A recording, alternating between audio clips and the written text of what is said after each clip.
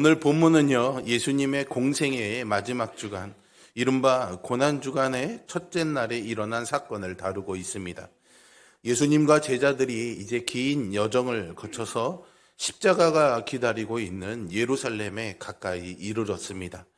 종료주일인 오늘 본문을 통해서 나귀를 타고 예루살렘에 입성하시는 예수님의 발자취를 따라가 보려고 합니다.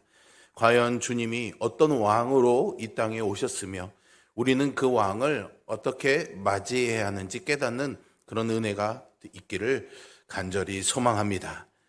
마태복음은요, 예수님의 동선을 중심으로 이야기를 전개해 가고 있습니다.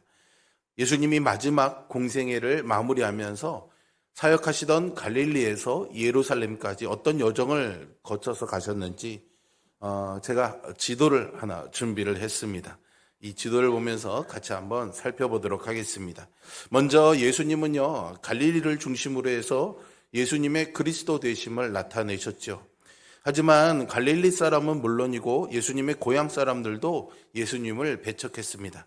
이때 예수님이 가이사랴 빌립보로 떠나서 그곳에서 베드로의 신앙 고백을 들으시고 자기가 예루살렘에 올라 고난과 죽임을 당한 후에 부활하셔서 승천하실 것을 제자들에게 비로소 알려주기 시작하십니다.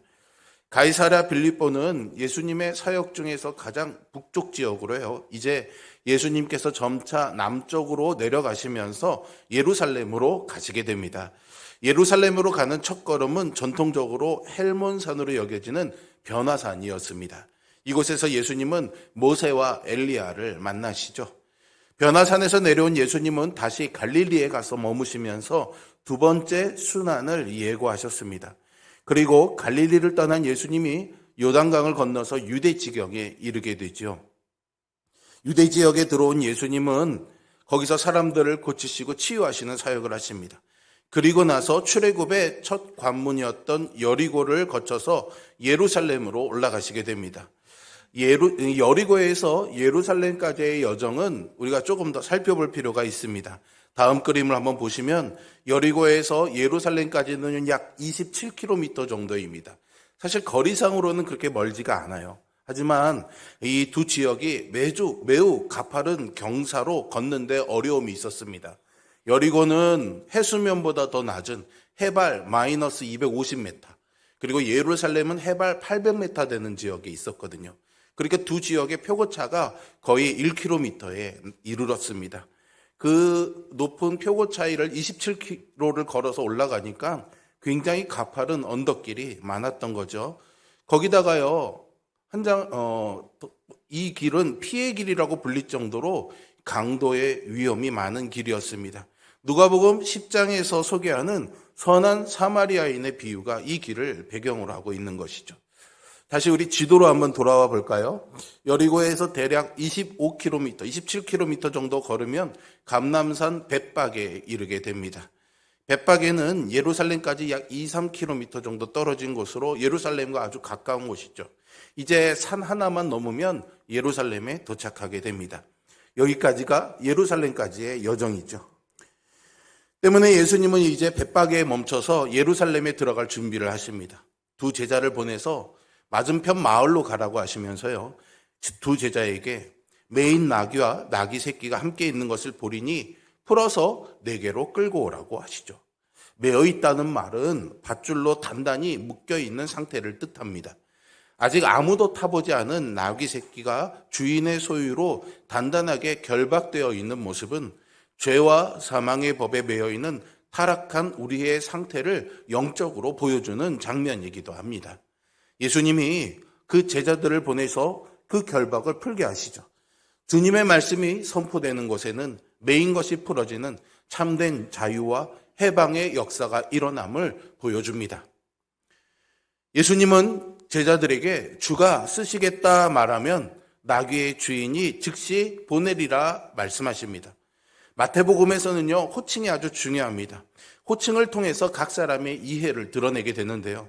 보통 예수님께서 자기를 소개할 때요, 인자가 이렇게 많이 표현을 하십니다. 마태복음에서도 거의 대부분을 인자라고 자신을 표현합니다.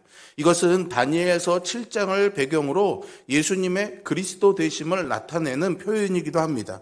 그런데 이 예루살렘에 와서는 예수님이 비로소 자기를 주, 헬라어로는 퀴리오스라는 말인데요, 자기를 주라고 표현하고 있습니다. 이 칭호는 신약 성경에서 하나님이나 절대적인 주권자를 부를 때 사용하는 단어입니다. 당시에 로마 제국 시대에서는 황제를 가리키는 단어이기도 했습니다. 평소에 자기를 인자라고 겸손히 부르셨던 예수님께서 이 순간만큼은 만물의 창조주요 소유자로서 자신의 권위를 명확하게 드러내시죠. 나귀의 주인이 있었지만 진정한 소유주이신 주님, 즉 퀴리오스께서 요구하실 때 그 피조물은 마땅히 쓰임받아야 함을 선언하신 겁니다. 놀라운 것은요, 나귀 주인의 반응이죠. 누군가 자신의 귀한 재산을 갑자기 끌고 가려 할 때 어떻게 하시겠습니까? 여러분, 갑자기 우리 마당 앞에 세워진 차를 누가 끌고 가겠다고 키 내놓으라고 그러면은 뭐라고 하시겠습니까? 이 정신없는 사람이 무슨 소리 하느냐, 내 차를 왜 네 맘대로 끌고 가? 보통 이렇게 말하지 않습니까? 그런 것이 당연하지만 오늘 이 나귀 주인은 주가 쓰시겠다 이 한마디에 즉시 나귀를 내어줍니다. 이것이 바로 절대 주권자이신 왕을 대하는 피조물에 합당한 태도죠. 그런데 사실 이 말씀을 보는 우리는 왠지 하나님께서 문득 느닷없이 내 재물을 빼앗아 가시는 것은 아닐까 불편한 마음이 생기기도 합니다. 그러나 자세히 우리가 들여다보면요, 이 말씀은 빼앗음이 아니라 부르심이라는 것을 알아야 합니다. 주님이 쓰시겠다는 것은 내 삶에 있는 조각들이 그냥 의미 없이 안개처럼 먼지처럼 사라지게 두지 않겠다라는 거죠. 주가 쓰시겠다라는 것의 의미는 우리의 손에 있는 그저 의미 없는 삶의 조각들이 주님의 손에 맡겨져서 의미 있는 그런 삶이 되게 해주시겠다라는 그런 의미인 것입니다. 여러분, 오늘 주님께서 우리가 시간, 물질, 은사 등을 애지중지하면서 묶어놓고 있는데 그 어떤 것을 내가 쓰시겠다 하면 어떻게 하시겠습니까? 내 삶의 진정한 소유주가 주님, 퀴리오스이신 예수님을 고백하면서 기꺼이 내어드리는 그 순종이 우리 모두에게 있어야 할 것입니다. 주님은 우리의 작은 순종과 헌신, 그것을 가지시고 영광스러운 구원의 역사를 이루어 가실 것입니다. 예수님이 예루살렘에 들어가실 때 다양한 방법으로 들어갈 수 있었습니다. 걸어서 들어갈 수도 있었고요, 말을 타고 들어갈 수도 있었고, 마차를 타고 들어갈 수도 있었고요, 소를 타고 들어갈 수도 있었습니다. 그런데 나귀, 그것도 어린 나귀 새끼를 타고 들어가셨죠. 이러한 예수님의 선택은요, 스가랴 선지자를 통해서 하신 말씀을 이루시기 위해서였습니다. 스가랴 선지자의 말씀은 스가랴서 9장 9절에 나오는데요. 시온에 따라 크게 기뻐할지어다, 예루살렘에 따라 즐거이 부를지어라. 보라, 내 왕이 내게 임하시나니 그는 공의로우시며 구원을 베푸시며 겸손하여서 나귀를 타시나니 나귀의 작은 것 곧 나귀 새끼니라. 이 말씀은 사실 포로에서 돌아온 이스라엘 백성들에게 하나님의 구속과 회복을 약속하는 말씀이었습니다. 예수님이 이 말씀을 하나님의 구속사에서 이루시기 위해서 나귀 새끼를 타신 거죠. 여기서 말하는 겸손의 의미는요, 헬라어로 프라우스라는 단어를 쓰고 있는데요, 단순히 성격이 유약하거나 힘이 없는 상태를 말하는 것이 아닙니다. 즉 외적인 힘에 의해서 어쩔 수 없이 굴종하는 것이 아니라 야생마가 주인의 손에 의해서 완벽하게 길들여진, 즉 막강한 힘을 가지고 발휘할 수 있음에도 불구하고 주인의 뜻에 철저히 통제되는 상태를 겸손이라고 부르는 거죠. 즉 예수님의 겸손은요, 무능력함이 아니라 전능하신 하나님의 아들이심에도 불구하고 성부 하나님의 구원 계획에 철저히 복종하고 순종하셔서 스스로 낮추신 통제된 위대한 힘이라고 할 수 있습니다. 당시의 사람들은요, 로마의 압제하에서 자기들을 해방시켜줄 강력한 군사적, 정치적 메시아를 원했습니다. 그들은 백마를 타고 창과 칼로 세상을 정복하는 새로운 왕을 기대했던 거죠. 그러나 예수님은요, 사람들의 기대와 달리 백마를 타신 것이 아니라 작은 나귀 새끼를 타셨습니다. 말은 전쟁과 정복을 상징하지만 나귀는 평화와 섬김을 상징합니다. 예수님은 칼과 창으로 세상을 정복하러 오신 것이 아니라 섬김과 희생 그리고 십자가의 사랑으로 인간의 굳은 마음을 정복하고 하나님과의 샬롬을 회복하기 위해서 오신 것이죠. 우리가 믿는 예수님이 어떤 분이신지 잘 알아야 합니다. 세속적인 성공과 힘을 상징하는 백마를 타신 분으로 예수님을 오해하고 있다면 우리의 신앙은요, 언젠가 실망으로 끝날 것입니다. 우리는 십자가의 길을 걷기 위해 기꺼이 나귀 새끼를 타신 겸손의 왕을 본받아야 합니다. 우리 역시 세상에 군림하는 방식이 아니라 십자가의 낮아짐과 섬김의 방식으로 세상을 이기는 참된 그리스도인이 되기를 소망합니다. 제자들은 예수님의 말씀대로 나귀와 나귀 새끼를 끌고 자기들의 겉옷을 그 위에 얹어서 끌고 옵니다. 무리의 대다수들도 그들의 겉옷을 길에 폈고요, 다른 이들은 나무 가지를 베어서 길에 폈습니다. 제자와 무리의 행동은요, 열왕기하 9장 13절을 배경으로 하고 있습니다. 선지자 엘리사가요, 선지자 한 명을 보내서 님시의 손자 여호사밧의 아들 예후를 왕으로 삼습니다. 이때 이 소식을 들은 무리들은 각각 자기 옷을 급히 가져다가 섬돌 위, 곧 예후의 밑에 깔고 나팔을 불며 예후가 왕이 되었다 선포했습니다. 이는 자신들의 모든 권리와 통치권을 왕에게 완전히 복종하겠다라는 절대적인 굴복의 표현입니다. 예후는요, 북이스라엘에서 가장 악한 왕으로 꼽히던 아합 왕의 심판을 위해서 선택된 사람입니다. 예후가 아합의 아내 이세벨을 죽이고 아합의 자손들을 처형했고요, 아합의 가족을 완전히 몰살시킵니다. 하나님이 예후를 통해서 우상 숭배한 자들을 심판하고 불법을 바로잡으신 거죠. 제자들과 무리는 예수님이 이런 예후와 같은 왕이 되기를 원했던 겁니다. 예수님이 예루살렘에 들어가서 로마를 몰아내고 불법을 바로잡아서 다시 한번 이스라엘 하나님 나라를 회복하기를 기대했던 거죠. 강한 힘과 군사력으로 영원히 견고한 새 이스라엘을 건국할 것으로 생각했습니다. 그래서 예후를 왕으로 세울 때 사람들이 했던 것처럼 자기 옷을 벗어서 예수님이 타실 나귀와 예수님이 가는 길 위에 펴 놓았던 거죠. 예수님이 왕이 되어서 로마와 싸워주기를 바랬던 겁니다. 나뭇가지를 펴놓은 것도 같은 의미입니다. 사람들이요, 당시에 이스라엘 사람들이 지키던 명절 중에 하나인 초막절이 되면 레위기 23장 40절을 근거로 종려나무 가지와 아름다운 나무 가지와 시내 버들의 가지를 취해서 초막절을 지켰습니다. 당시의 초막절은 여호와의 날, 심판의 날이 임하는 것을 상징했습니다. 그래서 이스라엘이 회복되고 이방 나라들은 심판받는 날로 이스라엘 사람들에게 이미지화되어 있었죠.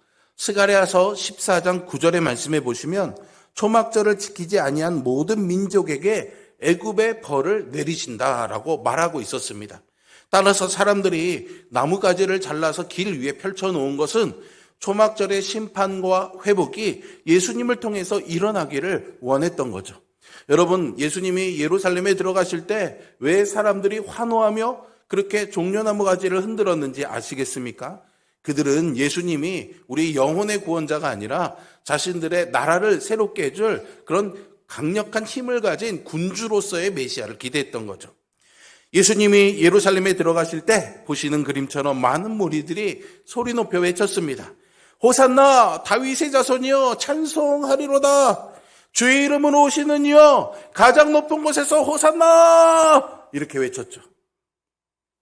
호산나라는 말은요, 원래는 히브리어 호시아나의 음력이라고 할 수 있습니다. 그 뜻은요, 구하옵나니 이제 구원하소서입니다. 원래 이 말은 하나님께 구원을 갈구하는 절박한 부르짖음이었죠. 하지만 점차 메시아를 향한 환호와 찬양으로 바뀌어서 사용되었습니다. 제자들과 무리는 예루살렘으로 들어가는 예수님을 찬양했습니다. 이들은 하나님의 도움을 구했고 예수님을 다윗의 자손으로 고백했으며 예수님이 주의 이름으로 왔고 가장 높은 곳에서 구원해 달라고 합니다. 그런데 이러한 사람들의 고백은 사실은 오해의 결과였습니다. 제자들과 무리는 앞서 제가 말씀드린 것처럼 예수님을 민족적 메시아로 오해해서 로마에서 그들을 구원해 줄 거라고 생각했던 거죠. 그래서 예수님이 예루살렘에 들어오실 때 환영한 것입니다. 이제 우리가 이 로마의 압제에서 벗어나겠구나. 이제 우리가 잃어버린 나라를 다시 한번 회복할 수 있겠구나. 그러니 얼마나 기쁜 마음으로 호산나 하고 외쳤겠습니까? 하지만 예수님은요, 로마에서 이스라엘 백성들을 구원하기 위해 오신 것이 아니죠. 만약 예수님이 그것을 원했다면 아마 당신이 할 수 있는 모든 능력을 동원해서 백마를 타시고 천군 천사를 대동해서 예루살렘에 입성하셨을 것입니다. 하지만 예수님은 겸손하게 나귀 새끼를 타고 예루살렘에 들어오십니다. 사람을 한 번도 태워본 적이 없는 뒤뚱거리는 나귀 새끼를 타고 예루살렘에 들어오시죠. 그곳에서 예수님은 십자가에 달려 죽음으로 죄에서 자기 백성들을 구원하십니다. 따라서 오늘 본문이 소개하는 사람들의 고백은요, 그냥 그들이 고백하는 문자 그대로 받아들여서는 안 됩니다. 결국 이들의 환호성은요, 삽시간에 바뀌어서 살인자 바라바를 풀어주고 예수님을 십자가로 보내라고 외칠 것입니다. 예수님이 그들이 원하는 것을 주지 않자 예수님을 죽음으로 내어 버릴 것이죠. 예수님의 입성으로 인해서 온 성이 소동하여 이르되 이는 누구냐라고 묻습니다. 예수님의 예루살렘 입성은요, 단순히 한 인물의 등장이 아니라 예루살렘 전체를 영적으로 진동시키고 뒤흔드는 엄청난 지진과도 같은 사건이었습니다. 예수님이 예루살렘에 들어갈 때는 유대인들의 가장 큰 명절인 유월절이 가까이 이른 때였습니다. 평상시에 예루살렘은요, 약 5만 명에서 10만 명이 거주하는 도시였습니다. 하지만 유월절이 다가오면요, 좋게 100만 명 이상은 모였다고 합니다. 유월절은 유대인들에게 특별한 날이기 때문이죠. 애굽에서 종살이하던 이스라엘 백성들이 해방되어서 자유를 얻은 날이기 때문에 유월절은 곧 해방의 날로 이해되었고, 하나님이 만약 지금 자기들에게 구원의 은혜를 베푸신다면 바로 그 구원이 과거의 자기 조상들처럼 유월절에 시작될 것이다 라고 생각했던 겁니다. 그런데 예수님이 바로 이러한 유월절을 앞두고 예루살렘에 오셨으니 사람들은 예수님이 이 유월절에 이스라엘을 해방시킨다고 생각했던 거죠. 그래서 온 예루살렘에 소동이 일어났습니다. 예수님 한 분으로 말미암아 난리가 난 거죠. 공관복음은요, 예수님이 주로 갈릴리 지방에서 활동했다 했습니다. 그러다 보니까 사실 다른 지역에 있는 유대인들은 예수님에 대한 소문은 들었지만 누가 예수님인지 알 방법이 없었겠죠. 실제로 예수님을 본 사람은 별로 없었던 겁니다. 때문에 다른 지역에서 명절을 지키기 위해 이 예루살렘에 온 그 사람들이 과연 누가 예수냐 이렇게 물어보고 있었다라는 거죠. 예수님을 환영하는 사람들에게 누가 예수인지를 물어본 겁니다. 무리는 예수님을 갈릴리 나사렛에서 온 선지자다라고 말했습니다. 이러한 대답은 예수님을 향한 무리의 이해를 보여주죠. 무리들은 예수님을 선지자로 생각했습니다. 예수님을 선지자로 여긴다는 것은요, 예수님을 일반적인 사람들보다는 뛰어난 그런 능력을 가진 지혜자, 능력자로 평가한 것입니다. 하지만 이 선지자는 예수님을 완전히 다 설명할 수 있는 표현은 아닙니다. 선지자는 하나님의 말씀을 대언하는 자이지만 주가 쓰시겠다 말한 예수님은 하나님 자신이셨죠. 선지자 100명, 1000명, 10,000명을 모아도 예수님 한 분만도 못합니다. 예수님은 베드로가 고백한 것처럼 그리스도요 살아계신 하나님의 아들이시죠. 마태복음이 예수님의 예루살렘 입성을 이렇게 마무리하고 있는 것은 사람들의 오해를 강조하기 위해서입니다. 예수님은 여호수아가 자격 없는 사람들을 이끌고 약속의 땅에 들어간 것처럼 예수님을 오해한 사람들을 이끌고 예루살렘에 들어가셨습니다. 때문에 그들의 말과 행동 그리고 반응은 모두 다 오해의 결과입니다. 예수님을 향한 오해는요, 어느 시대나 계속되었습니다. 그런데 놀라울 정도로 사람들의 오해는요, 한결같습니다. 어느 시대나 사람들은 자기 이익을 위해서 예수님을 오해했던 거죠. 자기가 바라던 것을 이루어줄 뿐으로 예수님을 오해했던 것입니다. 이 땅의 기준으로 예수님을 바라보고 예수님을 평가하며 예수님을 믿고 있었던 것이죠. 하지만 예수님께서는 이 세상과 정반대의 기준으로 우리를 다스리시고 인도하시며 구원하십니다. 세상의 모든 왕들이 말을 타고 창과 칼을 앞세우지만 우리 예수님은 나귀를 타고 십자가로 내려가 우리의 구주가 되십니다.